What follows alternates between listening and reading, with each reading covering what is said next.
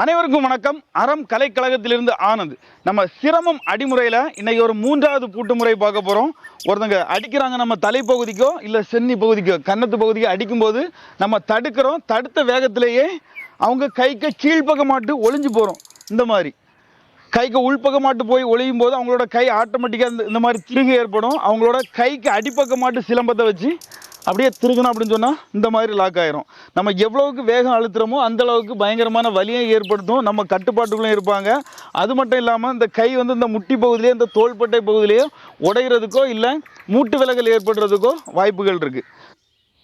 இன்னொரு முறை செய்கிறேன் பாருங்கள்.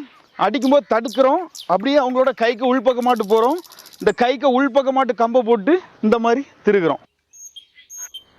நம்ம எவ்வளவுக்கு அழுத்துறோமோ அந்த அளவுக்கு அதீத வலியை ஏற்படுத்தும். நன்றி. மீண்டும் ஒரு அருமையான காணொளியில் சந்திப்போம்.